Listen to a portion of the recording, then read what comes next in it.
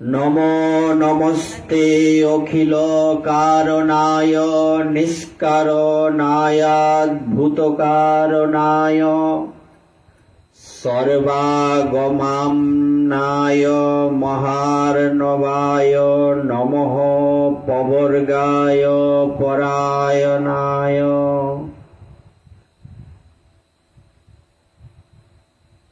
अखिल ब्रह्मांड नायक जगत अधिपति परमेश्वर भगवान श्री श्री राधा दामोदर देवेर कृपाय अर्धकारी भागवती आसरे समासीन समस्त वैष्णव मंडलीर श्रीचरण कमले जानाय अगणित दंडवत प्रणति एवं गौर प्रीति और शुभेच्छा। आमरा आलोचनाय कोन दिके अग्रसर हच्छिलाम? गजेंद्र मोक्षण लीलाते गजेंद्रेर स्तुति, ताई ना? तो गजेंद्रेर स्तुति आमरा एई अब्दि छिलाम, आपनि सकलेर आदि कारण। भगवान हच्छेन सकलेर, भगवान की सकलेर आदि कारण। आदि माने सबार आगे, ओनार आगे केउ नेই।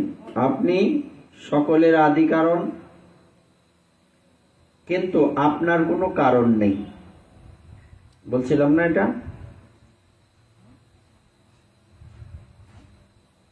এবং সর্বকারণ হওয়া সত্ত্বেও আপনার কোনো বিকৃতি বা পরিণাম নেই, সেই জন্য আপনি অদ্ভুত কারণ। অর্থাৎ সমস্ত কিছুর মূল হওয়া সত্ত্বেও ভগবানের কোনো বিকার নেই। যেমন দুধের সাথে যদি ছানার জল মেশানো হয় কিংবা ফিটকিরি দেওয়া হয়, তাহলে সেই দুধ কি হয়? বিকার বা বিকৃতি প্রাপ্ত হয়। দুধ কিন্তু দুধ দুধ দুধ থাকে না, দুধের বিকার হয়ে যায়। আচ্ছা, এমন যদি হতো ছানার জল বা ফিটকিরি দেওয়ার পরেও বা লেবু তো দেয়, দুধ দুধই রয়ে গেল, কোনো পরিবর্তন হলো না, এমনটা কি হবে? এমন কিন্তু হবে না। এমন না হলে এটা কি অদ্ভুত না? ছানার জল দিলাম, লেবু দিলাম, ফিটকারি দিলাম, তাও দুধ ছানা হয় না, কারণ কি? আগের মতো স্বাভাবিকই আছে। এমন যেমন হতে পারে না, এমন তো হতে পারে না। কিন্তু এটা যেমন আশ্চর্য, অন্যদিকে ভগবান সমস্ত কিছুর কারণ, সবকিছুর মূলে উনি, কিন্তু কোনো কিছু ওনাকে বিকারগ্রস্ত করতে পারে না। সংসারে যে কোনো ব্যক্তি থাকুক না কেন, তাকে কোনো না কোনো যন্ত্রণায় জ্বলতেই হবে। এমন যদি হয় সংসারে আছে কিন্তু কোনো যন্ত্রণায় নাই, এমন কি হতে পারে? এমন হতে পারে না। যদি হয় এটা হচ্ছে আশ্চর্য। তো ভগবান সমস্ত কিছুর মূল হলে কি হবে? উনি সমস্ত কিছুর মূল, সকলের আদি কারণ, কিন্তু ওনার কোনো, এত কিছু ওনার থাকা সত্ত্বেও ওনার মাথায় কোনো চাপ নেই, টেনশন নেই। উনি ওনার মতো চলে, সারা পৃথিবী পৃথিবীর মতো চলে, কিন্তু চালাচ্ছেন কে? উনি। মানে উনি কর্ম করছেন কিন্তু কর্মের দ্বারা আবদ্ধ হচ্ছেন না, এজন্য উনি অদ্ভুত কারণ। আপনাকে আমার নমস্কার। যেমন সমস্ত নদী ও ঝর্ণার অন্তিম গতি হলো সমুদ্র, সেইরূপ সমস্ত বেদ ও শাস্ত্র সমূহ আপনাতেই পর্যবসিত হয়। সমস্ত নদী শেষ পর্যন্ত কোন পর্যন্ত যায়? কোন অবধি যায়? সমুদ্র পর্যন্ত। তেমনি সমস্ত বেদ, পুরাণ, এই যত ব্রত, তপ, যজ্ঞ, এই যে আজকে তোমরা সব ঝাড়ু আর কি তামাকাশা সব কিনে নিয়ে আসছো, সব কিছুর মূলে কি? এসব কেন করা হয়?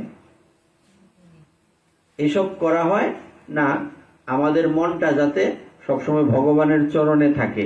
আমাদের ঘরটা যদি অলক্ষিতে পরিপূর্ণ হয়, তাহলে কিন্তু এই ঘরে ভগবানের ভজন করে শান্তি পাওয়া যাবে না। এই স্থানটা ঠিক না, স্থান শুদ্ধ করতে হবে। এই স্থানটাকে ভগবানের ভজনের জন্য তৈরি করার জন্যই তো এত কিছু, নাকি? ওই স্থানটাকে যে মানে আমার ঘরটাকে ভগবানের ভজনের জন্য তৈরি করতেই এত কিছুর আয়োজন, তাই না? তাহলে যত কিছুই আমরা করি, জেনে বা না জেনে, বুঝে বা না বুঝে, মূলত সবকিছু কার জন্য করা হয়? যেমন সমস্ত নদীর শেষ গতি সমুদ্র, তা আমাদের যত আচার আচরণ, এই দোয়া ফাকলা যা কিছু আছে, সবকিছুর শেষ গতি কোথায়? ভগবান। এই জন্য এই কথা বলছি এখানে, আপনি মোক্ষ স্বরূপ এবং সমস্ত সাধুদের আশ্রয়স্থল। ভগবান হচ্ছেন কি স্বরূপ? মোক্ষ মানে কি?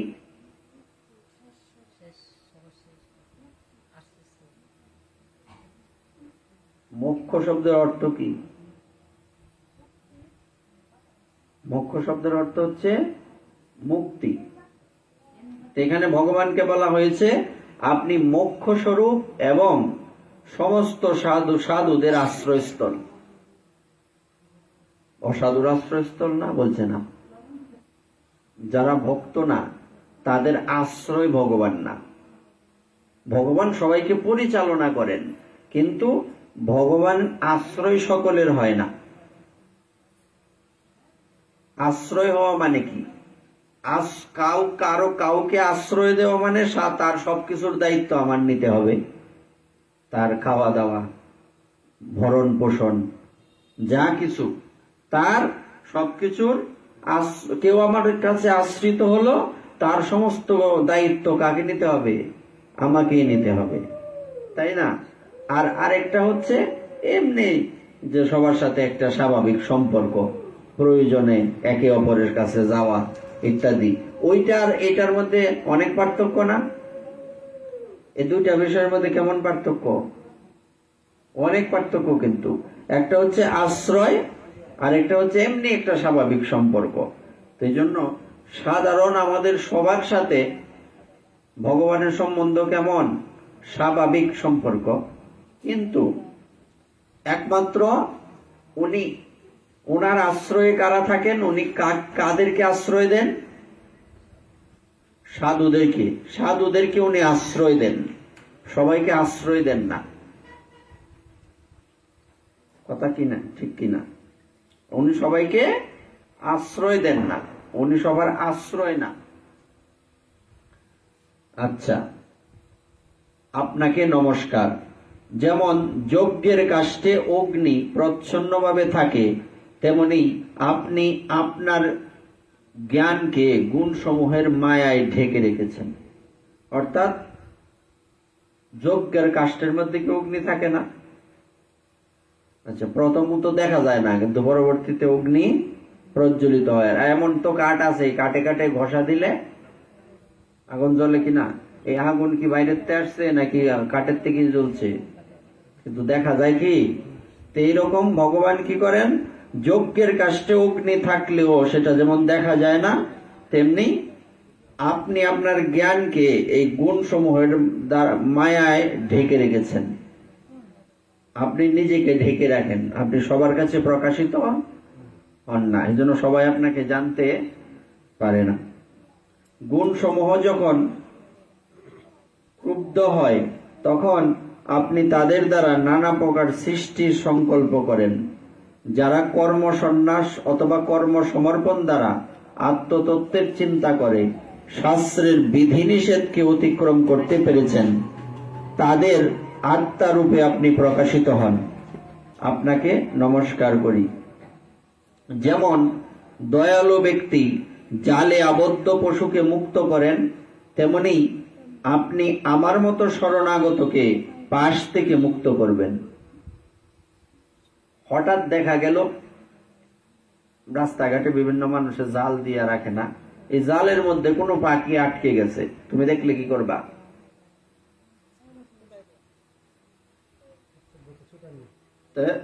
তাকে কি বলে? এই ব্যক্তিটাকে কি বলে? কি ব্যক্তি? দয়ালু ব্যক্তি। দয়ালু ব্যক্তি কি করেন? জালে আবদ্ধ পশুকেও মুক্ত করেন, পশু পাখিকে মুক্ত করেন। আপনিও আমার মতো শরণাগতকে পাশ থেকে মুক্ত করবেন। সেই এই কথাটা দিয়ে কি বোঝাতে চাচ্ছেন? এই কথা দিয়ে গজেন্দ্র এটা বোঝাতে চাচ্ছেন, কুমির তো আমাকে ধরে রেখেছে, এখন দয়ালু ব্যক্তি কি করে? পশু পাখি যদি কোথাও আবদ্ধ থাকে, যেমন ধরো এরকম কোন বাড়িতে আগুন লেগে গেল, এই আগুন লেগে গেছে, দরজা বন্ধ, এই ঘরের ভেতরে বা এই যেখানে আগুন লেগে গেল এই এরিয়াতে যদি কোনো খাঁচার মধ্যে পাখি থাকে, সর্বপ্রথম কর্তব্য হচ্ছে সেই পাখিকে বা পশুকে ছাড়িয়ে দেওয়া। প্রথম কাজ। মানুষ দৌড়াদৌড়ি করে বেরোতে পারবে, বেড়া টেরা ভাঙ্গে হইলে বেরোতে পারবো, কিন্তু পশু পাখির বের হওয়া। এই জন্য প্রথম কাজ হচ্ছে কোথাও আগুন লাগলে কোনো পাখি যদি খাঁচায় থাকে বা পশু যদি কোনো এই গোয়াল গট্টরে থাকে, এগুলি আগে তাদেরকে বাঁধন মুক্ত করে দিয়ে দরজা খুলে দেওয়া, যাতে তারা বের হতে পারে। তেমনি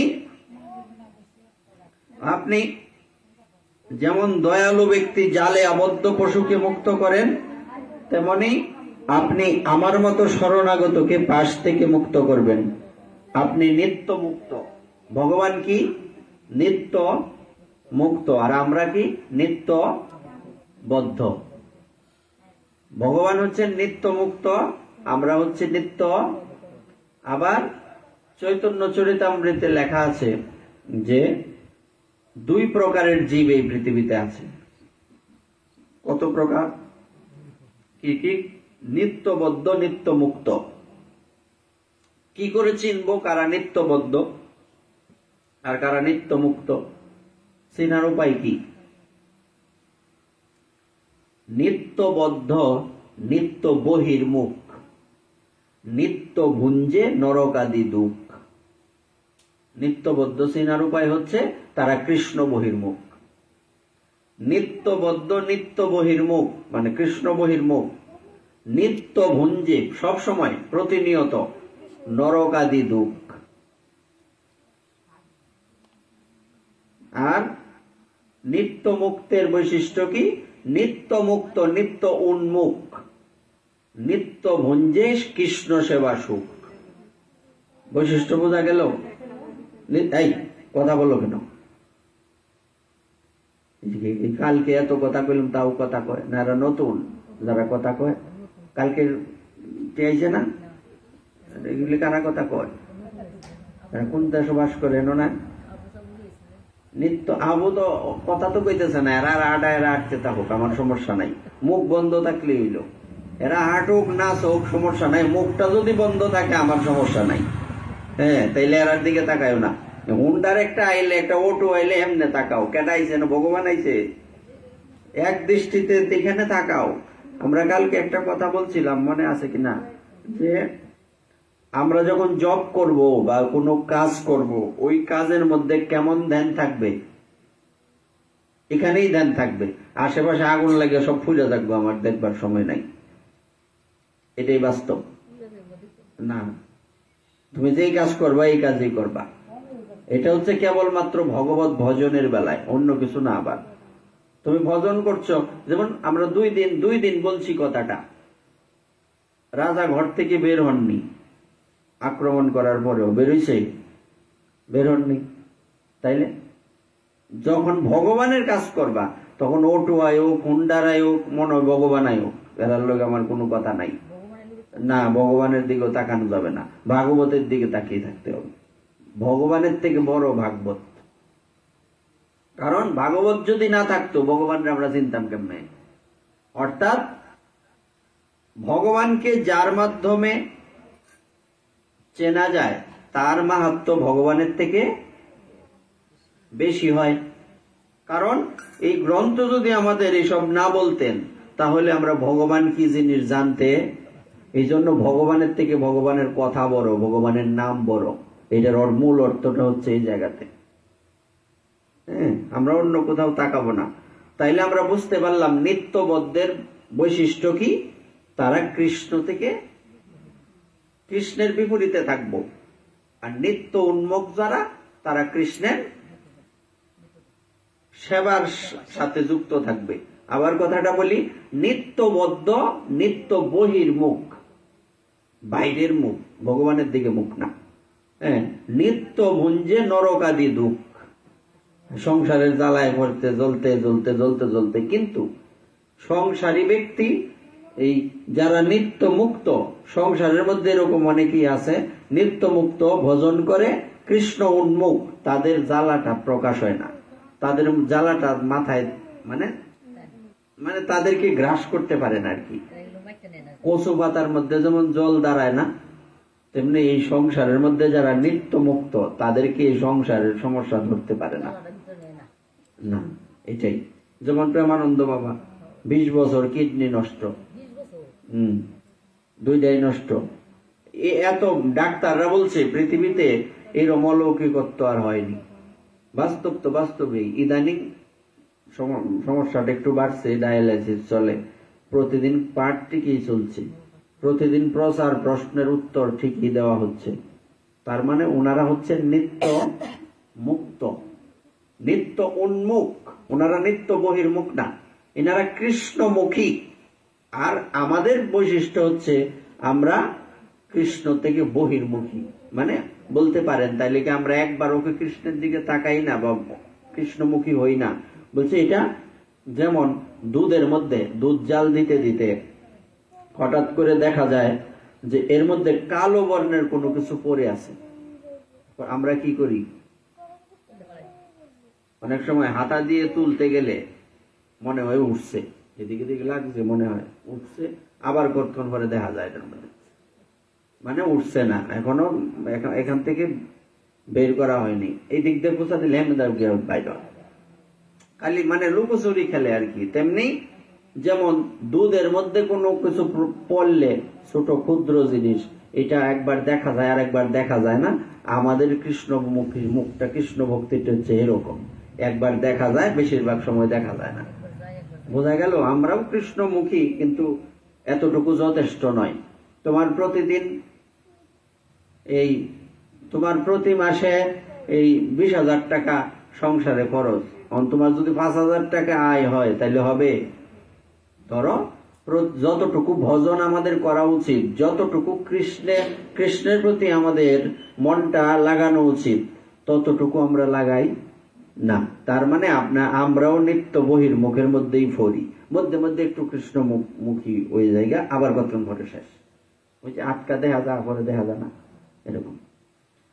তাইলে এটা বোঝা গেল আমরা নিত্য বহির্মুখ। আর নিত্য উন্মুখ মানে এই যে 2টা কিডনি নষ্ট হওয়ার পরেও ভজন কিন্তু কমি নাই, ভজন কিন্তু কমি নাই, নিত্য নিয়ম চলছে। এবার পরে কি বললেন?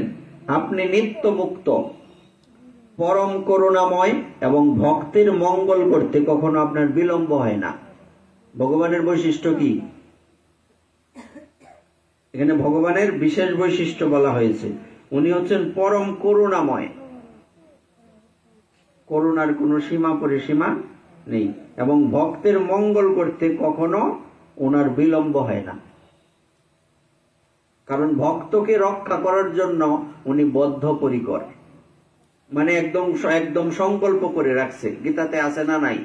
নমে ভক্ত প্রণশ্যতি। অর্জুন, আমার ভক্তের কখনো বিনাশ, পড়ছো গীতাতে? আমার ভক্তের কখনো বিনাশ হবে না। তাহলে ভগবান উনি উনার ভক্তের প্রতি মঙ্গল করতে কখনো বিলম্ব করেন না। এটা হচ্ছে ভগবানের স্পেশাল বৈশিষ্ট্য, বিশেষত্ব। আপনার চরণে আমার প্রণাম। আপনি সমস্ত প্রাণীর মধ্যে আংশিকভাবে অন্তরাত্মা রূপে অবস্থান করে উপলব্ধির বিষয় হন। আগেই বলছিলাম, একটু আগে বলছে যে ভগবান হচ্ছেন ভক্তের আশ্রয়স্থল। তার মানে সকলের আশ্রয়স্থল না, উনি সকলের আশ্রয় না।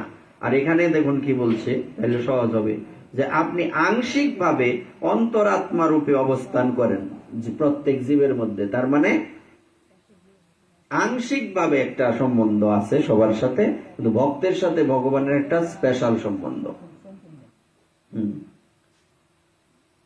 সেই সর্বৈশ্বর্যপূর্ণ এবং অনন্ত ভগবান আপনাকে প্রণাম করছি, যারা দেহ, পুত্র, গুরুজন, গৃহ, সম্পত্তি এবং স্বজনের প্রতি আসক্ত, কথাটা মন দিয়ে শুনতে হবে, তাদের পক্ষে আপনাকে লাভ করা বড়ই কঠিন।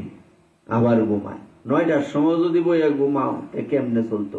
ও তোমরা শুদ্ধ ভক্ত। বলছে প্রমাণ কি?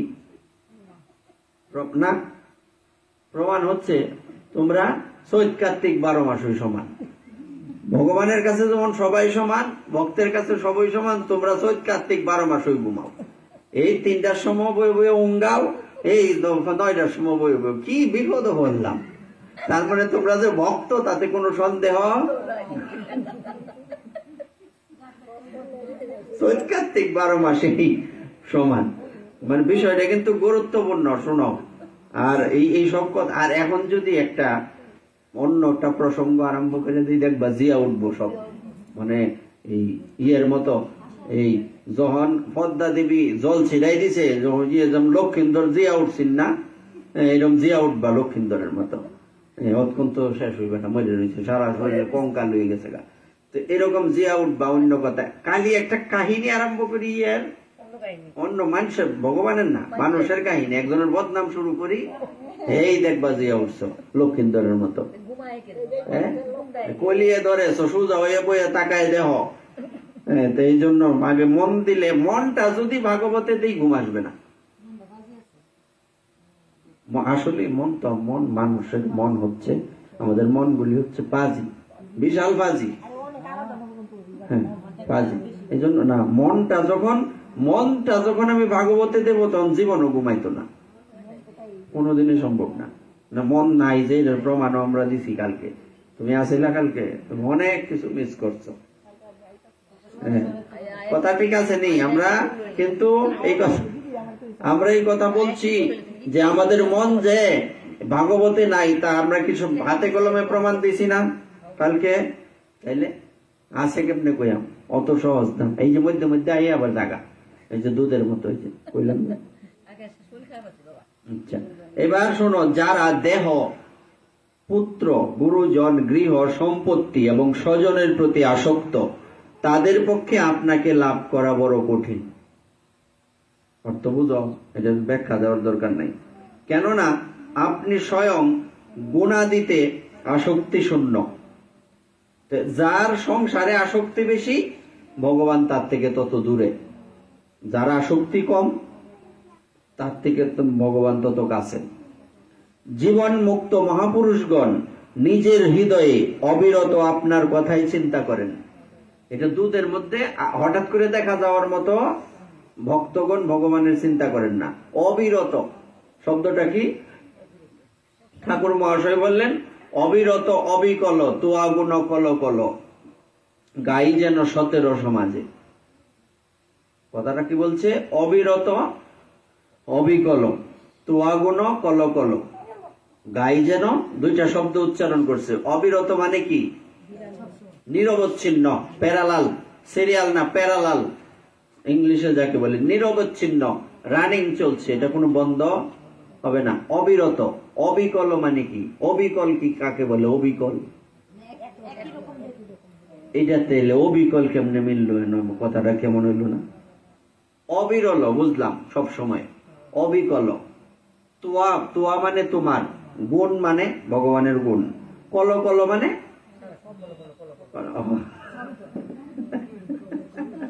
এরকম, এই কলকলায় জোয়ার দে না, এরকম এরকম মানে কল কল মানে সর্বক্ষণ এবং স্পষ্ট, স্পষ্ট এবং কি, কালকে আমরা বলছি না হরিনাম কিভাবে করব?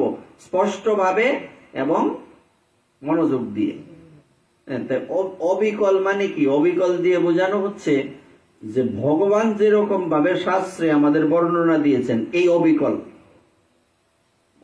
অবিকল এইটা এর মতোই করণ লাগবো, নাইলে হইতো না। বোঝা গেছে কথাটা? অবিরল অবিকল তোয়া গুণ কল কল, গাই যেন, কোথায় গাইব?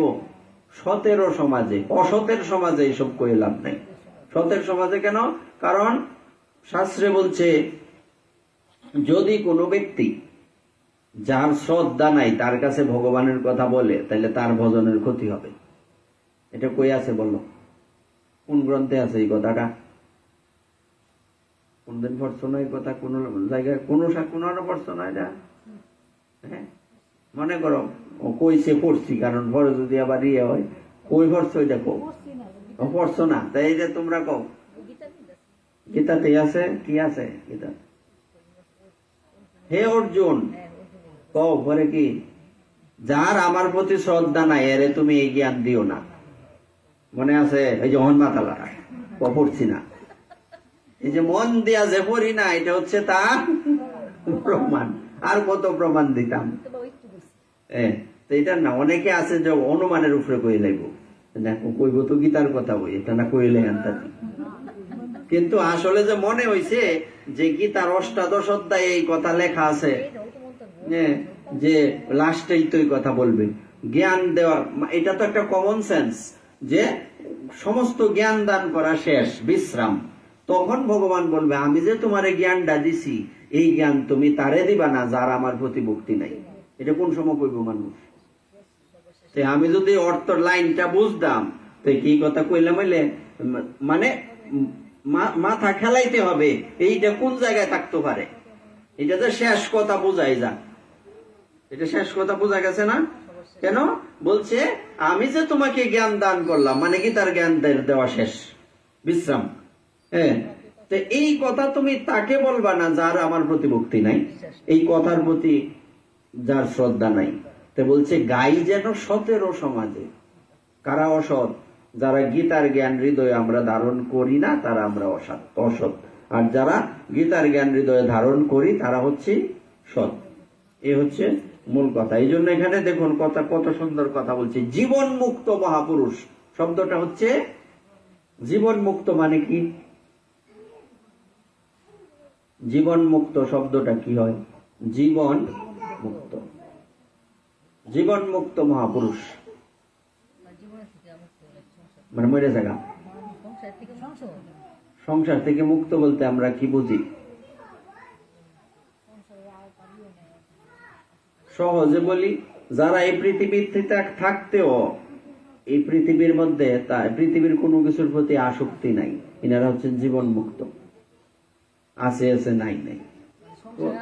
অনেকে কয় না তুই যে কেমন দেখি, এর এই কথা কইতে যাচ্ছে, তুই জগতই নাই, এর এই কথা কইলে লাভ কি? আছে কিনা এরকম কও কিনা? তার এটা বুঝাইলে কি বই, জগতে সে নাই, এরে না বুঝায় একটা কলা গাছরে বুঝাইলে ভালো হইব। হ্যাঁ, এরকম জীবন মুক্ত মানে তারা যারা এই সংসারে আছে, কিন্তু এই সংসারের কোনো বিষয় এর মাথায় ঢুকে না, একদমই ঢুকে না। কেউ কইলেও ঢুকে না, না কইলেও ঢুকে না।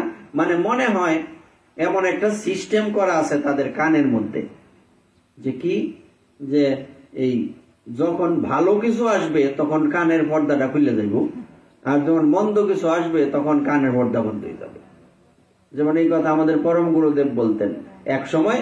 যেমন এখন দেখবেন আমাদের বিনোদ বাবা কিংবা প্রেমানন্দ বাবার কাছে অনেক সাধুরা আসে না, কালকে দেখাইলাম না, নেটে দেখো না, ওনারা আসে কেউ কীর্তন শোনা, কেউ পাঠ শোনা। হ্যাঁ, এইরকম আমাদের যে পরম গুরুদেব ছিলেন তিনকড়ি গোস্বামী প্রভু, তো তিনকড়ি প্রভুর জীবনীতে আছে উনাকেও বিভিন্ন ভক্তগণ ওনার কাছে এসে ভগবানের কথা বলতেন। মানে এরকম আর কি সৌভাগ্য না এটা, যে অনেক দূর দূরান্ত থেকে ভক্তরা আসতেন, এসে বলতেন বাবা আমি আজকে আপনার একটু ভাগবত শোনাই, হয়ে যেত আর সব মানে আমার সৌভাগ্যের ব্যাপার। আর যিনি পাঠ করবেন তিনারও তো সৌভাগ্যের ব্যাপার, এরকম করতেন। তো একজন ভক্ত যে পাঠ করছেন, পাঠ করে একটা ভুল সিদ্ধান্ত দিয়ে গেছেন, তখন ওনার এক শিষ্য বলছেন যে বাবা আপনি নাকি কিছু বললেন না, ইনি তো শাস্ত্রের অপব্যাখ্যা করে গেছেন। উনি তখন হাসি দিয়ে বলছেন যে দেখো আমার কানটা একটা ছাকনির মতো, চা ছাকলে যেমন চা পাতাগুলি ছাকনির উপরে থাকে, মেন চাটা ভিতরে যায়, তেমনি আমার কানের মধ্যে আসল কথাটি যা বাহিরি বাইরে পড়ে থাকে জানায়নি। বুঝছো? এই হচ্ছে জীবন মুক্ত মহাপুরুষের বৈশিষ্ট্য সহজে বুঝেন, আরো অনেক ব্যাখ্যা আছে, সহজে বোঝার জন্য বলছি আর কি। কারণ আমরা সহজ না বললে তো মাথায় ঢুকবে না। এইটাও কতক্ষণ পরে কইলে মনে থাকতো না, কইতারতা না, কয়জনে কইতার বা এটা আরেকদিন দেখবো। আমরা পাঠ তো রানিং আছে, ওই মধ্যে মধ্যে জিগাই আমাদের এই কথা কি কইতাম। তাহলে জীবন মুক্ত বোঝা গেছে, জীবন থেকে এই পৃথিবীর থাকতে ওই সে মুক্ত হয়ে গেছে। তার এই পৃথিবীর কোনো কিছু তারে ধরতে পারে না, ঘায়েল করতে পারে না। এটা হচ্ছে জীবন মুক্ত। পদ্ম পাতায় যেমন জল, পদ্ম পাতা কইতা হয়, কিন্তু জল কি তাকে ঘায়েল করতে পারে? পারে না। তাহলে তো কবে পাতা এটা পুচ্ছে গেল কইলে পচে না কেন? বলছে পদ্ম পাতাকে জল কখনো স্পর্শ করতে, তেমনি একজন ভক্তকে কখনো এই সংসারের মায়া স্পর্শ করতে পারে না। ইনারা হচ্ছে জীবন মুক্ত, প্রকৃত ভক্ত যারা। জীবন মুক্ত মহাপুরুষগণ নিজের হৃদয়ে অবিরত আপনার কথাই চিন্তা করেন। আবার বলছে কতক্ষণ চিন্তা করে? অবিরত, অল টাইম, নিরবচ্ছিন্ন, প্যারালাল, এর মধ্যে কোনো ফাঁক নাই। ফাঁক থাকলে কি হইব? একসাথে যদি 2-3 জন ঘুমায়, গরমের দিন কেমনে ঘুমা? আর যদি বিছানাটা একটু ছোট হয়, ফাতাইটা ঘুমা, গরম শরীরের লোকে লাগলেই গরম লাগে। আর শীতের দিনও, শীতের দিনে যে জায়গার মধ্যে এই গরমের দিনে 3 জন ঘুমাইবা, শীতের দিনে আরামসে 6 জন ঘুমাইতার পারে।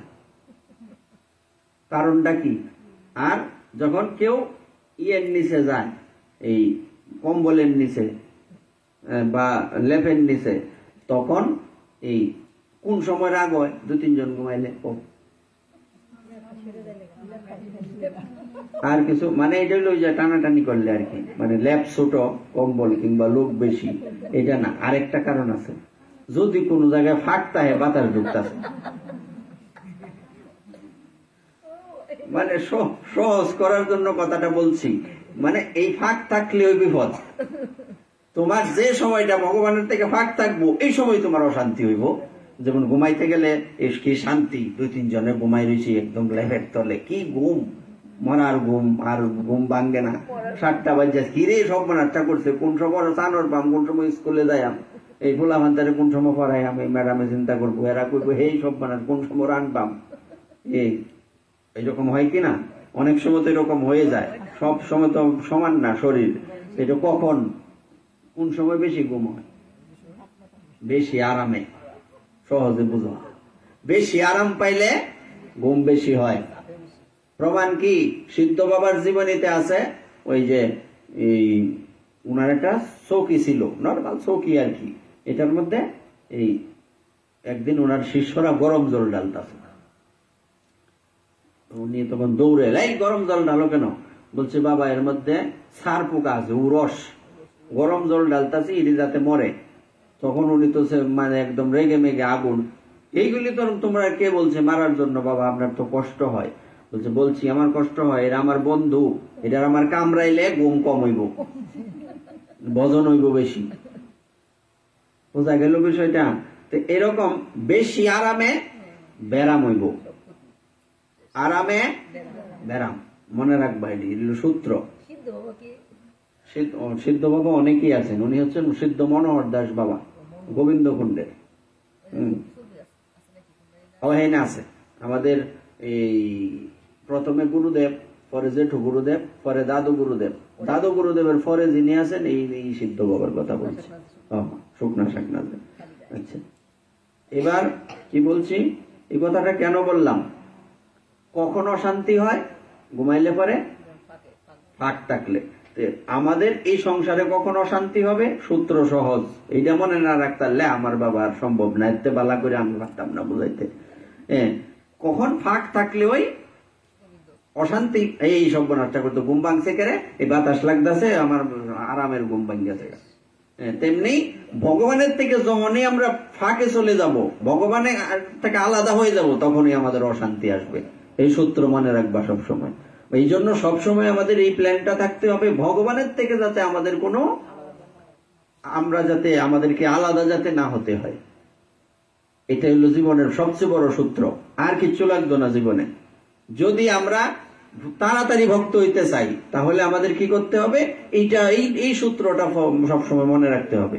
একটা সূত্র মনে রাখো, বাকিগুলি সব এটার বাচ্চা। সব সূত্রের মা কি? ভক্তি জীবনে এটা আমি যেটা বললাম, ফাঁক থাকা যাবে না, ভগবানের থেকে আমার দূরত্ব যাতে না হয়। এইটার সেবা করে হোক, নাম করে হোক, সাধু সঙ্গ করে হোক, মানে বলতেই পারো যে সবসময় কি ভগবানের সেবা করা সম্ভব? তা আমি যে ঘুমাই, তাহলে কি তখন কি ভগবানের সেবা করতে পারি? এটার ইয়ে কি, উত্তর কি? ঘুমের মধ্যে নাম তো করতে পারত না। সাধু মহাপুরুষরা ঘুমের মধ্যে নাম করতে পারে। এই ঘুমাইলেও ভগবানের সেবা হয় কেমনে কও? তোমরা কও, এরা কয় না, তোমরা কও। মানে কি বলছি কথাটা? ঘুমাইলেও ভগবানের সেবা হয় কিভাবে? যদি না ঘুমাও, শরীর সুস্থ থাকবো, কেটা সেবাটা করবো? কেউ সেবা? এই জন্য ঘুমটাও ভগবানের সেবা। সেবা হয়েছে না? বুঝো না, বুঝছো না কথাটা? তো ঘুম কি ভগবানের সেবা হইল না? সেবা। সারাদিন কি আর কেউ ঘুমা? সব কাজ আছে না, তাহলে কই লইব? আচ্ছা, তাইলে আমরা বুঝতে পারলাম অশান্তি কখন? ভগবানের থেকে দূরে গেলে। আর শান্তি কখন? শীতের দিন একসাথে ঘুমানি, লেপের নিচে ফাঁক যাতে না থাকে, বাতাস যাতে না ঢুকে। আচ্ছা, এবার কি বলা আছে? অবিরত। এটার নামই অবিরত,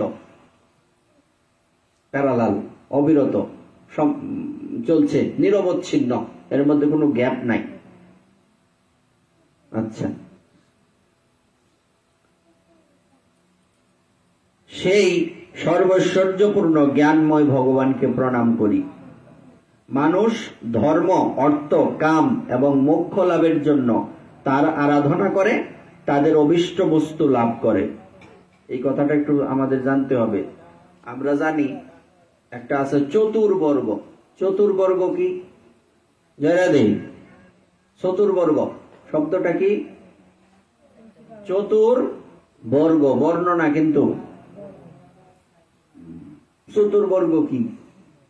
এখন যেটা বললাম, ধর্ম, অর্থ, কাম, মোক্ষ, এগুলিকে কি বলে? চতুর্বর্গ।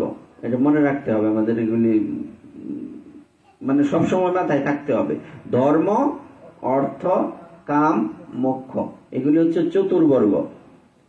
কিন্তু আমাদের টার্গেট কি? এই চারটার একটাও না। আমাদের টার্গেট হচ্ছে পঞ্চম পুরুষার্থ। কি নাম? পঞ্চম পুরুষার্থ। এই পঞ্চম পুরুষার্থটা কি? এটা হচ্ছে কৃষ্ণ প্রেম। না, এটা তো পরের ভাব, আলাদা। পঞ্চম পুরুষার্থ হচ্ছে কৃষ্ণ প্রেম।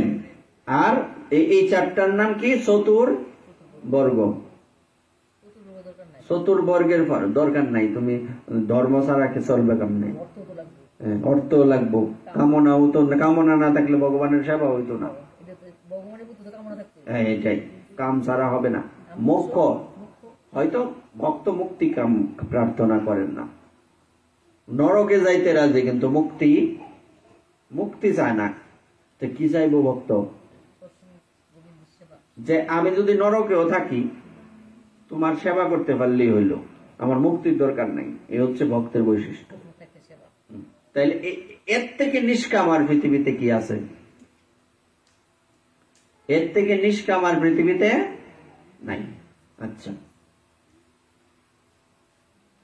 এবার শুধু তাই নয়, তিনি তাদের সর্বপ্রকার সুখ বিতরণ করেন এবং সেই সঙ্গে তাদের নিজের মতো অমর পার্শ্বদেহ দান করে থাকেন। ভগবান কি করেন? ভগবান কি করেন? বেশি না চাইলে দিতাছি, ভাগ্যে আরামে ঘুমাইবা। হ্যাঁ, এমনি তো ঘুমাইলে পরে কেমন হইব? আরেকজন ঘুমাইলে লেগে পিছে গেছে গা, তো ঘুমে ধরতেছে লেগে সামনের তুইটা পিছে গেছে গা। রাত জাগছে তো, সবাই রাত জাগছে, ঘরে কি হয়েছে? রাত জাগলেও গোমা না, এই যে কইলাম চৈত কার্তিক 12 মাস সমান। তাইলে এখানে দেখো কত সুন্দর কথা বলছে। শুধু তাই নয়, তিনি তাদের, তিনি মানে আবার তাদের। আমরা যে একটা লাইন পড়লে পরে আমরা খালি পয়রা জায়গা, এটা বুঝি না করে, এটা বোঝার চেষ্টা করি না। এখানে বলছে তিনি তাদের, এই তিনি কে? তাদের মানে ভক্তদের। তিনি তাদের, তিনি তাদের সর্বপ্রকার সুখ বিতরণ করেন। তিনি কেডা, তাদের কেডা যদি না বুঝি পড়ে গেলাম গান তত কত করে। এক জায়গায় চণ্ডী পাঠ হচ্ছে, শুনো। এবার চণ্ডী পাঠ, চণ্ডী গ্রন্থের মধ্যে অনেক বড় বড় শ্লোক আছে, একদম বন লাড়ার মতো লিখে রাখছে, মানে কোনো গ্যাপ নাই। আমরা তো ওয়ার্ড বাই ওয়ার্ড গ্যাপ আছে না, এমন কিছু শ্লোক আছে, যেমন ইয়েতেও আছে, ভাগবতে আছে 5ম স্কন্ধে, একদম বন খেয়াল লাড়ার মতো বন লাইরে রাখছে, মানে কোনো গ্যাপই নাই মাঝখানে। তোমার একটা লাইন পড়তে গেলে অনেক সময় লাগবে, মানুষের দাঁত বাঁধলে জায়গা, একটা কথা আছে না? তো এইবার ওখানে যখন পাঠ হচ্ছে, পাঠ করতে করতে উনি আবার সংস্কৃত সম্বন্ধে ধারণা রাখেন না, তো উনি পাঠ করতে করতে যখনই খেল লারা বন লারা শ্লোক গুলি আয় পরে, এই সময় জোয়ার দেন জোয়ার দেন জোয়ার দেন, এমনি জোয়ার দে মানছে। তো একজনে ভাই করতাম আমরা এই কত ভর জোয়ার দেন করুন করে, কইতা তুমি বুঝতা না, এটা লেখা আছে। বুঝছো কথাটা? তো তোমরা অনেক সময় আমরা করি কি, যে এটা কঠিন দেহি বুঝে এটা তো জায়গা, সামনেরটার জায়গা। করো কিনা এরকম গ্রন্থ পড়তে গেলে? করছো কিনা কোনোদিনই করবা না। না বুঝলে এটা লেখা রাখবা বা দাগ দিয়ে রাখবা, লেখা রাখলি বালা খাতায়, পরে না যে বুঝে তারা দেখাইবা, এটা তো বুঝতে পারছি না। তাইলে কি মানে গ্রন্থ পড়ে আমরা আনন্দ পাই না কেন? বুঝি না। এইসব যদি একবার ঠিক মতো এর মধ্যে কেউ ঢুকতে পারে, সে গ্রন্থের পোকা হয়ে যাবে। একটা শব্দ আছে আমাদের ব্যাকরণের ভাষায়, বইয়ের পোকা, মানে বই ছাড়া কিছু বুঝে না, গ্রন্থ ছাড়া কিছু বুঝে না, এমন পরিস্থিতি হবে। তার মানে তিনি তাদের সর্বপ্রকার সুখ বিতরণ করেন। তিনি মানে ভগবান, তাদের মানে ভক্তদের বিতরণ করেন, এবং সেই সঙ্গে তাদের নিজের মতো অমর পার্শ্বদেহ দান করে থাকেন। আবার বলছি কথাটা, সেই সঙ্গে তাদের, এইবারে তাদের মানে কাদের? ভক্তদের নিজের মতো মানে ভগবানের মতো অমর পার্শ্বদেহ দান করে থাকেন। অমর মানে মরণ নাই নাকি? পার্শ্বদেহ মানে পার্শ্বদ কাদের বলে? পিছনে মাতাজিরা, পার্শ্বদ কাকে বলে? পার্শ্বদ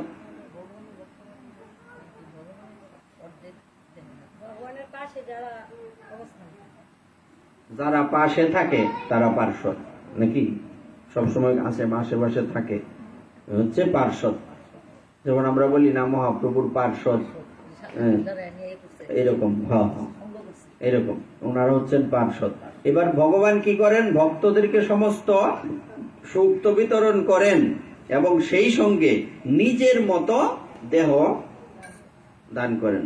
ভগবানের যারা পার্শ্বদ, যেমন বৈকুণ্ঠের পার্শ্বদরা কেমন? ভগবানের বৈকুণ্ঠের পার্শ্বদরা হচ্ছে চতুর্ভুজ, সবার 4 হাত। পিছনে শোনো মাতাজিরা, এই বৈকুণ্ঠে যারা ভগবানের পার্শ্বদ, বৈকুণ্ঠে কে থাকেন? শিহরি চিন্ত না, শিহরিকে তোমার ভাই।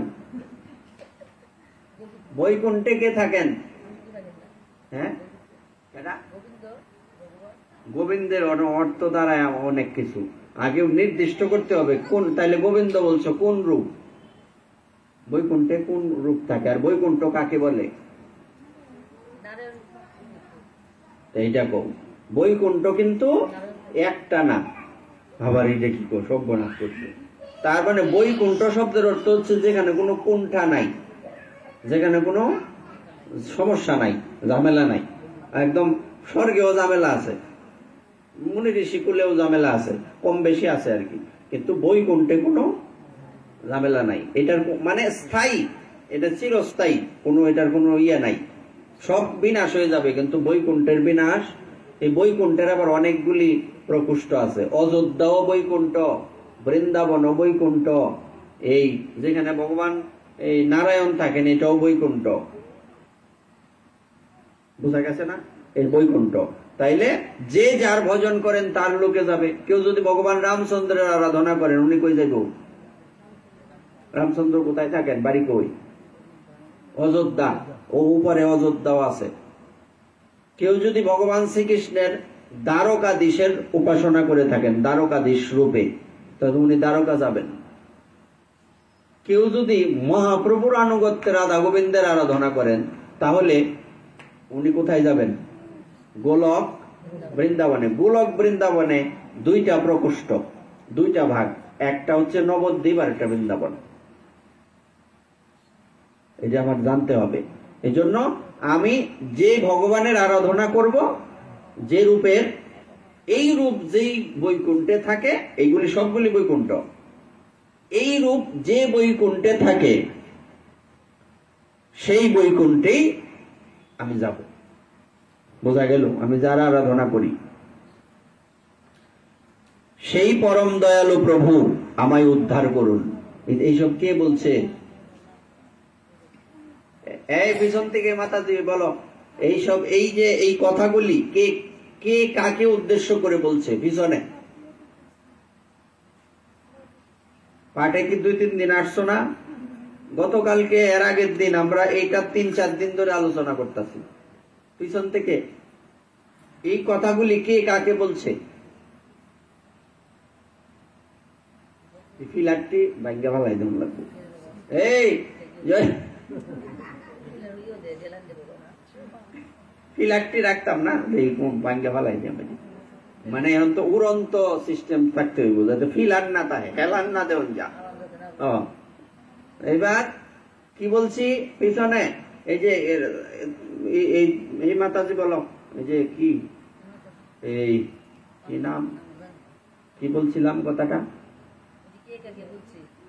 এই কথাগুলি কে কাকে বলছে? পিছনে তোরার মা কও, এই কথাগুলি কে কাকে বলছে?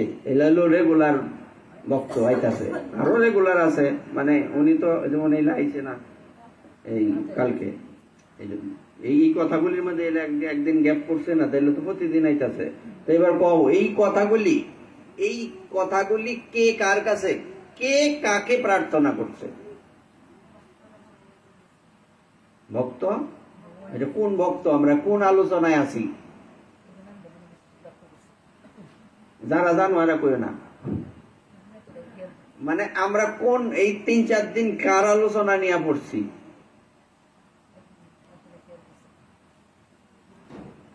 তার মানে আমাদের যে মনোযোগ নাই, এটা হচ্ছে তার। আমরা আমাদের এই সমস্যাটা আগে দূর করতে হবে। শুনতে হয়, শুনি, মাসব্যাপী ভাগবত শুনলে কি কৃপা হইব? কৃপা কেমনে হইব? কৃপা তো হইছে না। সারা রাজ্যে বই থাকলে গাল্লা হুদাই ফিত্ত শুন জ্বলে গেল গা। তার মানে কে কাকে বলছে আর কারা আছে নেই? কালকে এর আগের দিনও আমরা 60 দিন ধরে কার আলোচনা শুরু করছি? কোন লীলা নিয়ে কথা বলতেছি? হ্যাঁ কও, ঠিক ওই অর্ধেকটা কও কেন? গজেন্দ্র মুখ্যন লীলাতে, গজেন্দ্র মুখ্যন লীলায় এই কথাগুলি, এগুলি কি এক একটা প্রার্থনা না? তোমারে প্রণাম করি, তোমারে নমস্কার করি, তুমি এই, তুমি সেই, এই কথা কে কাকে বলছে, কখন বলছে? এই কথাগুলি কে কাকে কখন বলছে? হ্যাঁ, কোন সময়? মনে থাকে না গেলে আমরা কিন্তু আগে গজেন্দ্রর স্তুতিতে আসি। আগে কি হেডলাইন জানতে হবে। যে জিনিসটা নিয়ে পড়ানো হয় এটা বড় উপরে লেখা থাকে না, হেডলাইন তো প্রত্যেকটা অধ্যায়ের নাম বড় করে লেখা থাকে না। আমার তো কোন বিষয়টা নিয়ে পড়ানো হচ্ছে, আমরা কোন বিষয়টা পড়ছি শুনছি, এটা আমাদের হেডলাইনটা মনে রাখতে হবে। তাইলে আমরা আলোচনা কি করছি? গজেন্দ্র মুখ্যন লীলায় যখন হাতি সে কুমিরের সাথে 1000 বছর যুদ্ধ করতেছে, পারে না, শরীর শক্তি ক্ষীণ হয়ে গেছে। এইবার সে বুঝছে যে আমি নিজে রক্ষা করতে পারতাম না, আমার পরিবার আত্মীয় স্বজন আমাকে কেউ রক্ষা করতে পারবে না, আমাকে রক্ষা কে করতে পারবেন? একমাত্র আমার শ্রীহরি রক্ষা করতে পারবেন। সুতরাং আমি তার চরণে শরণ নিলাম। এই সে স্তুতি করছে, এই অধ্যায়টা পুরাই তার স্তুতি। আমরা 3 দিন যাবৎ গজেন্দ্র স্তুতি নিয়ে এই কথা বলছি, তাই না? আচ্ছা, এবার কি বলছি তাইলে আবার মনে থাকবে, সেই পরম দয়ালু প্রভু আমায় উদ্ধার করুন। বোঝা গেছে কথাটা? মিলছে?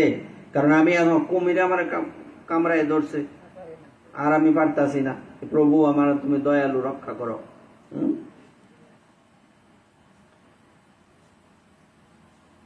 যার শরণাগত একান্ত ভক্তগণ তার কাছে কোনো বস্তুই প্রার্থনা করেন না, এমনকি মুক্তি পর্যন্ত প্রার্থনা করেন না, কেবল তার পরম মঙ্গলময় দিব্য লীলা সমূহ কীর্তন করে আনন্দ সাগরে ডুবে থাকেন।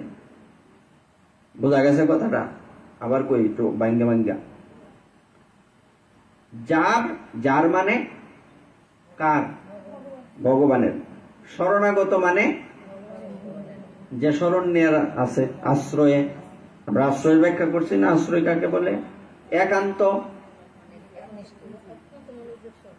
একনিষ্ঠ। বুঝলাম, একনিষ্ঠ শব্দের অর্থ আলাদা, একান্ত শব্দের অর্থ আলাদা। একান্ত শব্দের অর্থ কি?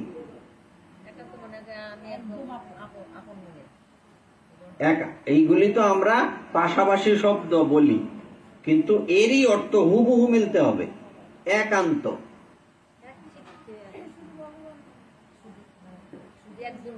একা অন্ত, একমাত্র তুমি আমার সব, আমার আর কারো কাছে আমার কোনো আর কেউ আমার আশ্রয় না, তুমি আমার একমাত্র আশ্রয়। এটা হচ্ছে একান্ত। আবার বলি, এই এক একটা শব্দের অর্থ যদি বাইর করতে পারো তাইলে দেখবা গ্রন্থ পড়তে কত আনন্দ। শুনো, এই যারা দিনের ঘন্টার পর ঘন্টা এই গ্রন্থ পড়ে, এরার শরীরে যে রক্ত আমাদের শরীরে একই রক্ত, তারা এতক্ষণ পড়তে পারে, আমাদের ধৈর্য কুলানা, আমরা বুঝি না কারণটা কি। এর কিছু বিশেষ সমস্যা হচ্ছে, আমরা যে পড়ি, আমরা খালি ফরন লাগে পড়ি, পড়ার মতো পড়ি না। তো যদি পড়ার মতো পড়ি, পড়ার মতো পড়ার বৈশিষ্ট্য কি? পড়ার মতো পড়ার বৈশিষ্ট্য হচ্ছে আমি প্রত্যেকটা অক্ষর বাই অক্ষর, ফাই টু ফাই খুঁজে বাই করবো এটার অর্থ কি। এটা আজকে মাথায় নিয়ে রাখো। গ্রন্থ পড়লে কিভাবে আনন্দ পাওয়া যায়। যেই কথাটা অক্ষর তো অক্ষরের ব্যাখ্যা তো আর খুঁজে না, শব্দ। যেমন শরণাগত, এটা একটা কি ওয়ার্ড না, শব্দ না। এই শব্দটার অর্থ যদি আমি খুঁজে পাই তাইলে আমি বুঝবো শরণাগত কি জিনিস, আসলে এখানে এই গজেন্দ্র কি বুঝাতে চাচ্ছেন, তাই না? ওয়ার্ড বাই ওয়ার্ড আমাদের বুঝতে হবে।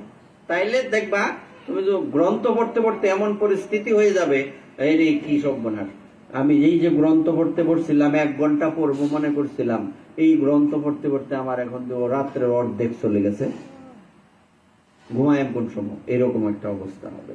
তাইলে আমরা এইভাবে এটা যাতে মনে থাকে, আমরা পাই টু পাই, একদম ওয়ার্ড টু ওয়ার্ড আমরা কি করব? অর্থ খুঁজে বের করব। কত সুন্দর কথা। যার শরণাগত একান্ত ভক্তগণ, যার মানে ভগবানের, শরণাগত মানে যে আশ্রয় আছে, একান্ত মানে আর কারো আশ্রয় না, একমাত্র আশ্রয়। একান্ত ভক্তগণ, একান্ত কি একজন ব্যক্তি আছে না অনেকেই আছে? ভক্তগণ মানে বহু বচন, এক বচন কিন্তু না। শুধু ভক্ত হইলে এক বচন, আর ভক্তগণ মানে অনেকজন আছে। আচ্ছা, একান্ত ভক্তগণ, যার শরণাগত একান্ত ভক্তগণ তার কাছে কোনো বস্তুই প্রার্থনা করেন না। ভাঙ্গে ভাঙ্গে পড়ো। তার কাছে মানে কার কাছে? কোন বস্তুই মানে কিছুই না। কোন বস্তু বলতে চাউল ডাল না, হীরা পর্যন্ত না। এই পৃথিবীর সবচেয়ে, আচ্ছা এই পৃথিবীর মধ্যে সবচেয়ে বড় হীরার নাম কি? হীরা, হীরা যেটা ইয়েতে আছে, ব্রিটেন আছে না, ব্রিটিশ কয় না, ব্রিটিশের ইয়েতে আছে, এই যে মিউজিয়ামে আছে, অথচ এটা ভারতের সম্পত্তি। যে সময় ব্রিটিশ শাসন করলো না, এ সময় তো বালা বালা জিনিস লয়ে গেছে গা। যাওয়ার সময় 700 জাহাজ স্বর্ণই নিছে। কয়শো জাহাজ? এরপরও সারা পৃথিবীতে যত স্বর্ণ আছে তার থেকে অনেক বেশি স্বর্ণ আছে ভারতে। শুধু ইয়ে না, এই সরকারের কাছে না, কিন্তু ব্যক্তিগত মানুষের কাছে। পৃথিবীর কোন দেশে স্বর্ণকে ঐতিহ্য রূপে ঘরের মধ্যে কেউ রাখে না। এটা কারা রাখে? আমাদের সনাতনীরা রাখে, ভারতবর্ষের লোকেরা রাখে। স্বর্ণের মহিমা এই জায়গাতেই। ভারতে এত স্বর্ণ আছে, পৃথিবীর কোথাও এত স্বর্ণ নাই। না, অন্যরা পরে, কিন্তু অন্যরা এমনি শখ করে, কিন্তু আমাদের স্বর্ণটা কিন্তু আমরা কি করি? স্টক করে রাখি। এটা একটা সম্পদ, কিন্তু এটা যে আসলে যে কতটুকু সম্পদ এটা কিন্তু আমরা নিজেরাও জানি না। অনেক বড় সম্পদ। একটা সময় আসবে ডলারের বিকল্প স্বর্ণ, ডলারের কোনো ভ্যালু থাকবে না। ডলার কয় না, সারা পৃথিবীর মধ্যে সবচেয়ে দামি অর্থের নাম কি? কোন ডলার? কোন দেশের ডলার? American dollar. এই ডলারের ভ্যালু থাকবে না একটা সময়, স্বর্ণের ভ্যালু থাকবে। এজন্য স্বর্ণের দাম বাড়তেছে। কেননা স্বর্ণ কিন্তু, যেহেতু কথাটা আসছে বলে ফেলি, মন দিয়া শোনো, স্বর্ণের যে কত ভ্যালু এটা শোনো। স্বর্ণ কিন্তু উৎপাদন হয় না, বাড়ে না, বুঝলা? আমাদের দেশে যে স্বর্ণ আছে, এই স্বর্ণই ঘুরে গেলে একজনের হাতে আরেকজনের হাতে যা, এটা কিন্তু বাড়ে না, বাচ্চা দেয় না তো স্বর্ণ। যেমন চাউল, ডাল, আটা, ময়দা, সুজি এসব বাড়ে, কমে, কিন্তু স্বর্ণ কিন্তু বাড়ে না। স্বর্ণ যা আছে তাই আছে। এবং স্বর্ণের খনি তো সহজে পাওয়া যায় না। এমন কিছু জায়গা আছে স্বর্ণের খনি, কিন্তু স্বর্ণ কিন্তু তোলা খুব কঠিন। বালুর মধ্যে তুলন লাগে, অনেক টাকা খরচ হয়। ধরো এই তুমি সারা দিনে এই এক এক মানে যেমন ছায়ের মধ্যে তো স্বর্ণ খুঁজে না, ইয়ের বাড়িতে, ইয়ের দোকানের, স্বর্ণকারের দোকানের, এইরকম খুঁজতে খুঁজতে একটু পাইবা। তো এই এতটুকু গিয়া কারা করবো? এটা তো যে ব্যক্তি খুঁজবো তার সংসার চলতো না। এবার যেটা খুঁজা পাই বসে, তারে না আমি এখানে কাজে লাগাইলাম, তুমি যাও স্বর্ণ খুঁজো। সে স্বর্ণ খুঁজলো, খোঁজার পরে এই স্বর্ণটার মধ্যে থেকে সে কি স্বর্ণটা পাইব? কেটা পাইব? যে তুলাইছে। এখন সে টাকা কতটুকু পাইব? তুমি যতটুকু স্বর্ণ তুলতে পারবা সেই অনুযায়ী তুমি টাকা পাইবা। এখন এতটুকু স্বর্ণ তো সে তুলতে পারে নাই। যতটুকু স্বর্ণ তুললে তার সংসার চলবে ততটুকু সে তুলতে পারে না, এই জন্য লোক পাওয়া যায় না। এই জন্য স্বর্ণের যে খনি কয়, বালুটা যেখান থেকে উত্তোলন করে, এটা খুব কঠিন। যেই কারণে স্বর্ণ বাড়ে না। স্বর্ণ এই দিয়েই বুড়া গেলে এই দেশ এই দেশও যা, এই দেহ মুখের হাতে তমুকের হাতে যা, এই স্বর্ণ। যেটা বলছি, তাইলে সবচেয়ে দামি হীরার নাম হচ্ছে কোহিনূর। কি নাম? শুনছো কোনদিন নাম? শুনছো না? কোহিনূর শুন নাম, হীরার নাম যে কোহিনূর শুনছ? কোহিনূর হীরা, যার ওজন মাত্র 7 তোলা। পৃথিবীর সবচেয়ে বড় হীরা, সবচেয়ে দামি।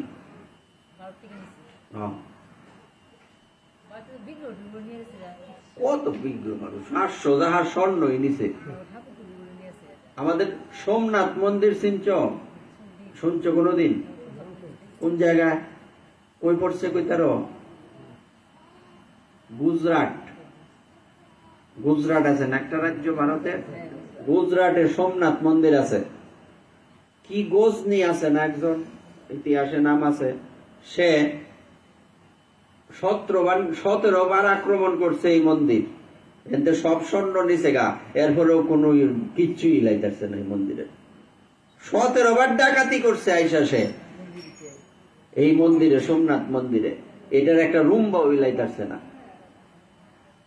ভারতে কত স্বর্ণ আছে চিন্তা করা যায়। কথাটা কেন বলছি, এখানে কথাটা সুন্দর যে তোমরা ঘুমাও, এর লেগে টুইস্ট পাও না, আনন্দ বোঝো না। এই যে আবার ঘুমাইতেছে, হাই রে কি ঘুম পড়ছে, ইস এই ঘুম তো ঘুমাইবা, ওই একদিন এমন ঘুম দিবা আর তো উঠতা না, কাজে অনেক রোজ একটা হো না। আচ্ছা, এবার এখানে কি বলছে, কথাটা কি বলছিলাম শোনো, ওই গেল তোমরা বুঝাইতে বুঝাইতে আমি লাইনে আর কেমনে। আচ্ছা, তার কাছে ভক্তগণ তার কাছে কোনো বস্তুই প্রার্থনা করেন না। কোন বস্তু বলতে চাল ডাল না, কোন বস্তু পৃথিবীর সবচেয়ে দামি মূল্যবান যে কোহিনূর, এও তার মানে কিচ্ছুই জানা। এমনকি মুক্তি পর্যন্ত, একটু আগে বলছিলাম তো যে ভক্ত কখনো মুক্তি প্রার্থনা, নরকে যাইতে রাজি কিন্তু মুক্তি, জয় রাধে, নরকে যাইতে রাজি কিন্তু মুক্তি চান না। কেবল তার পরম মঙ্গলময় দিব্য লীলা সমূহ কীর্তন করে আনন্দ সমুদ্রে ডুবে থাকেন। ভক্ত কিসের দ্বারা ডুবে থাকে? বুঝছিলাম না যে ইনজেকশন দেওয়ার পরে সারা শরীরের যে জায়গায় অবশ করা হয়ে গেল, এটা কাটলেও খবর পাওয়া যায় কি যায় না? কেন যায় না? ওষুধের গুণ, ইনজেকশনের ওষুধের গুণ। তেমনি একজন ভক্ত ভগবানের নামে যখন ডুবে থাকেন, তখন এটা এতই আনন্দ এই ভক্ত পান, এত আনন্দ পান, ওনার এই পৃথিবীর কোনো কিছুই ওনাকে আর কখনো গ্রাস করতে, আমরা একটা শব্দ উচ্চারণ করছিলাম, এই শব্দটা এখানে যাবে, তাকে কি বলে? কি মুক্ত? কি মুক্ত শব্দটা আমি একটু আগেই বলছি। কি মুক্ত মহাপুরুষ? জীবন মুক্ত, ইনারাই জীবন মুক্ত। তাহলে এই ভক্তগণ কিসে ডুবে থাকেন? ভগবানের লীলায় ডুবে থাকেন। ভগবানের লীলায় ডুবে থাকেন বলেই তাদেরকে এই সংসারের কোনো কিছু আকর্ষণ করতে পারে না। মানে ভগবানের সাথে যুক্ত থাকে বলেই এই সংসারের জ্বালা তাদেরকে স্পর্শ করতে, একসাথে যুক্ত থাকে বলেই লেভের তলে বাতাস যায় না, আনন্দে থাকতে পারে। মনে আছে কথাটা, দৃষ্টান্তটা? এই যিনি অবিনাশী, অবিনাশী কি? অবিনাশী, বিনাশ নাই যার। সর্বশক্তিমান, সর্বশক্তিমান কি? তোমার নাম কি? এই যে ছেলেটার নাম, তুমি তুমি সর্বশক্তিমান কি হইতে পারে? সর্বশক্তিমান, মাথায় আই কিছু? সর্বশক্তিমান। আচ্ছা, তুমি পারতা না, পিছন থেকে এই মাথা যে এই যে সবার পিছনে যে ব্যবহার করছো যে সর্বশক্তিমান আসে নাই, জানে কিন্তু সবাই উদয় সরম পাকের এই কথা কও, জানো সর্বশক্তিমান। সর্ব মানে কি? সব। শক্তিমান মানে সমস্ত শক্তির বাপ। কেডা? উৎস। সমস্ত শক্তির উৎস হচ্ছে সূর্য। সূর্য ভগবান, মানে এক কথায় সমস্ত শক্তির উৎস হচ্ছেন, এই জন্য ওনাকে কি বলা হয়? সর্বশক্তিমান। তুমি বুঝছো? আচ্ছা, অব্যক্ত। অব্যক্ত অর্থ কি? ব্যক্ত শব্দের অর্থ কি? যারা স্কুলে পড়াও এরা কও, তুমি কও ব্যক্ত।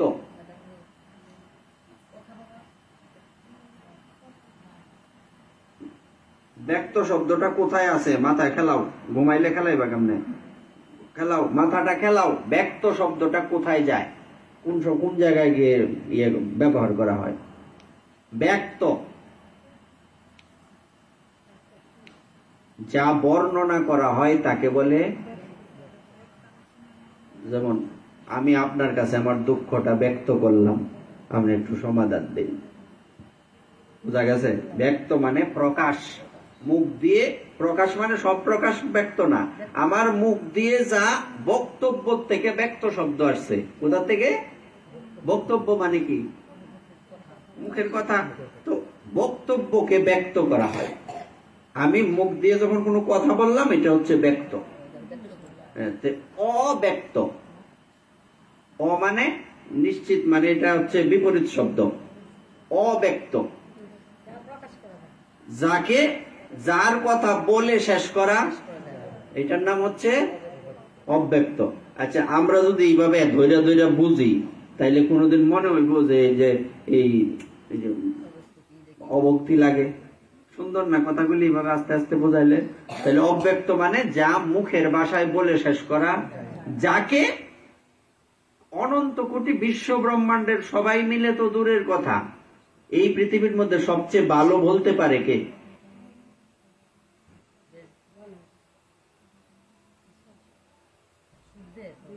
বাক শব্দের অর্থ কি? বাক, বাক, বয়াকার ক, কথা। বাক মানে বাগ দেবী। কেডা? আমার তো বুঝতে হবে বিষয়টা। বাগ দেবী মানে সরস্বতী দেবীর মতো ভালো কেউ বলতে, গণেশজির মতো কেউ ভালো লিখতে। ওনারা যদি বলছে সারা আকাশটাকে যদি খাতা বানানি হয়, পৃথিবীর শত বৃক্ষগুলি আছে না, এগুলি দিয়ে যদি কলম বানানি হয়, কলম বানাই না আমরা পূজার সময়, সব বৃক্ষের ডাল দিয়ে একসাথে যদি কলম বানানি হয়, সরস্বতী দেবীর মতো যদি কেউ ভালো বলতে পারেন, গণেশজির মতো লিখতে পারেন, এরপরেও ভগবানের গুণের মানে হাজার হাজার কোটি গুণের এক গুণ বলা যাবে না। এই জন্য ভগবানের কি বলা হচ্ছে? ভগবান হচ্ছেন অসীম। আসছে কেন এখান থেকে? অসীম মানে যার সীমা নাই, অব্যক্ত। ব্যক্ত করে শেষ তো দূরের কথা, কিছুই বলা যাবে না। অতীন্দ্রিয়। অতি, অতি শব্দটা কোথা থেকে? অতি মানে অতি, অতীন্দ্রিয় শব্দটা আসছে কোথা থেকে? যে অতীন্দ্রিয়, ভগবান হচ্ছেন ইন্দ্রিয়ের অতীত। অতীন্দ্রিয় মানে কি? ভগবান হচ্ছেন ইন্দ্রিয়ের, এই ইন্দ্রিয়ের দ্বারা তাকে বোঝা। এটা কি অর্থ? কি আমাদের চোখকে কি মানে কতটুকু আছে, পাওয়ার আছে যে আমরা ভগবানকে দেখতে পারবো? আমাদের কানে কতটুকু শ্রবণ শক্তি আছে যে আমরা ভগবানের কথা শুনে শেষ করতে পারবো? মানে আমাদের যে ইন্দ্রিয়গুলি, এই ইন্দ্রিয়গুলির অতীত হচ্ছেন ভগবান। এই জন্য ওনাকে বলা হচ্ছে অতীন্দ্রিয়। দেখছো, এইগুলি হচ্ছে ভগবানের নাম। কিন্তু বলে না ভগবানের নামের শেষ নাই, এইগুলি ভগবানের নাম, এক একটা নাম, এবং অত্যন্ত সূক্ষ্ম। সূক্ষ্ম, সূক্ষ্ম বলি না বাংলায় উচ্চারণটা, সংস্কৃতে যখন আমরা উচ্চারণ করব তখন শব্দটা আসবে সূক্ষ্ম, কিন্তু বাংলায় অনেক কিছু উজ্জ থাকে, তো এই জন্য সূক্ষ্ম। সূক্ষ্ম মানে ক্ষুদ্রের থেকেও ক্ষুদ্র, খালি চোখে। এই পৃথিবীর মধ্যে যা খালি চোখে দেখা যায় না, একটা যন্ত্র আছে তার দ্বারা দেখা যায়। এটার নাম কি? হ্যাঁ, অনুবীক্ষণ যন্ত্র। অনুবীক্ষণ যন্ত্রের দ্বারাও যাকে দেখা ক্ষুদ্র হইতে হইতে উনি এতই ক্ষুদ্র ভগবান। সূক্ষ্ম, হ্যাঁ, ক্ষুদ্র মানে ছোট না, সূক্ষ্ম। এটা অনুবীক্ষণ যন্ত্রের মাধ্যমেও দেখা। আবার উনি এত বড়, মানে পৃথিবীর এমন কোন যন্ত্রই নাই যে যন্ত্রের মধ্যে তাকে ধরা যাবে। সূক্ষ্ম, যিনি অতি নিকটস্থ হয়েও দূরবর্তী মনে হয়। পিছনে জয়রাধে, এই যে মাতাজি, যে গার বেক্ষা রয়েছে, তুমি মানে বলছি এখানে বলছে অতি নিকটবর্তী হওয়া সত্ত্বেও দূরবর্তী মনে হয়।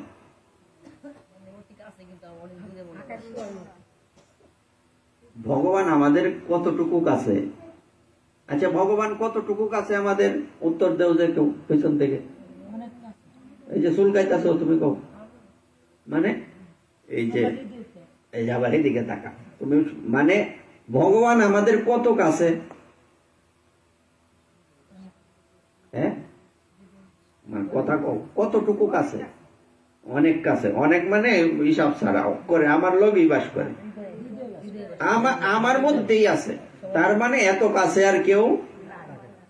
তোমাকে আমি প্রাণের থেকে বেশি ভালোবাসি, মিথ্যাবাদীর দল।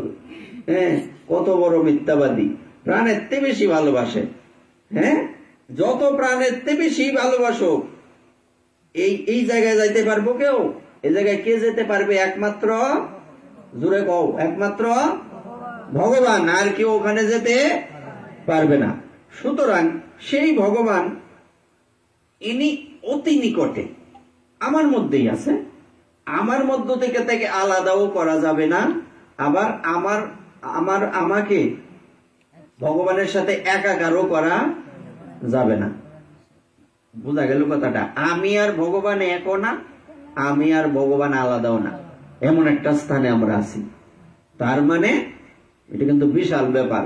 আমরা এটা অনুভব করতে পারি না বলে আমাদের এত দুর্দশা। কত সুন্দর কথা না? এই এত সুন্দর কথা পাইবা কই? এত ব্যাখ্যা দেওয়ার সময় কই আছে? আমরা এক একটা শ্লোকের ব্যাখ্যা করতে আমরা একদিন কাটাই দিতেছি। কারণ ভাঙ্গা ভাঙ্গা বুঝলে সহজ, আর আনন্দ লাগে কথাটা শুনলে। ভগবান অতি নিকটে, তারপরেও অনেক দূরে। কেন দূরে? কেন আমরা দূরে রাখি? আমরা তাকে আমার ভেতরে থাকলেও তাকে অনুভব করতে পারি না, এই জন্য আমরা তার থেকে দূরত্ব বজায় রাখি। দূরত্ব হয়ে গেছে, তার থেকে আমরা অনেক দূরে চলে গেছি। অতি নিকটে, তারপরেও দূরে মনে হয়। যাকে আধ্যাত্মিক যোগ অর্থাৎ জ্ঞান যোগ অথবা ভক্তি যোগের দ্বারা লাভ করা যায়। ভগবানকে লাভ করতে গেলে কি লাগবে? ভক্তি যোগ, জ্ঞান যোগ। আমি সেই আদি পুরুষ, অনন্ত ও পূর্ণ পরব্রহ্মের স্তুতি করছি। কে করতেছে? চিন্তা করো, একটা হাতির কেমন সেন্স, আর আমরা একটা অর্থই খুঁজে বের করতে পারি না। হাতি কি কইছে, আর আমি একটা মানুষ, একটা পশু, সে ভগবানকে এত সুন্দর স্তুতি করলেন, আর আমরা মানুষ হয়েও ভগবানের স্তুতি যে সে কি করছে এটা বুঝতে আমি পারি না। কোন মুখে বলি আমি শ্রেষ্ঠ? নিজের জায়গায় এই কথাটা দিয়ে একটু ভাবো তো।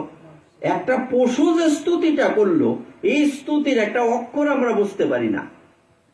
তাই আমি বড়, আমি শ্রেষ্ঠ, না এই পশুরা শ্রেষ্ঠ? তাই শাস্ত্রে বলছে, কে বলে মানুষ তারে পশু সেই জন। ধর্মেন হীনা পশুবি সমানা। যে ভগবানের সাথে যুক্ত থাকে না, ধর্মের সাথে যুক্ত থাকে না। ধর্ম মানে কি? ধারণ করা। কি ধারণ করা? দাও লইয়া হাসুন লইয়া দৌড়ানি করে ধারণ করা মানে আমি তো হাসুন ধরছি, আজকে হাসুন কিনে আনছো না, ঝাড়ু এটা কইছি না। কেউ বন্দুক ধরলো, এটাও তো ধারণ করা। এই কেউ বন্দুক ধরলো, এটাও ধারণ করা না? এই ধারণ করার, এই ধর্ম ধারণ করা কি এক? তাহলে ধর্ম কোন, কি ধারণ করার কথা বলছি? কি ধারণ করবে? ভগবানের কথা, ভগবানের নাম, ভগবানের রূপ, ভগবানের গুণ, ভগবানের লীলা, কি বলবা? এই সব হচ্ছে ধারণ করতে হবে। কোথায় ধারণ করব? ধারণ কোথায় করতে হয়? দুই জায়গায়, মস্তকে, হৃদয়ে। যদি কেউ মস্তকে শুধু ধারণ করে সে হইল পণ্ডিত, জ্ঞানী। আর কেউ যদি হৃদয়ে ধারণ করে সে হচ্ছে ভক্ত। বোঝা গেল? অর্থাৎ ভক্ত মানে কি? মস্তকেও ধারণ করে, হৃদয়ে ধারণ করে। আর শুধু জ্ঞানী মানে কি? মস্তকেই ধারণ করে, পণ্ডিত, কিন্তু হৃদয়ে ধারণ করতে পারে না। তাইলে আমরা কি জ্ঞানী হব না পণ্ডিত হব, না ভগবানের ভক্ত হব? ভগবানের ভক্ত হইলে এই তাদের পদাঙ্ক অনুসরণ করতে হবে। এর বাকি অংশ আমরা আগামীকাল আস্বাদন করব।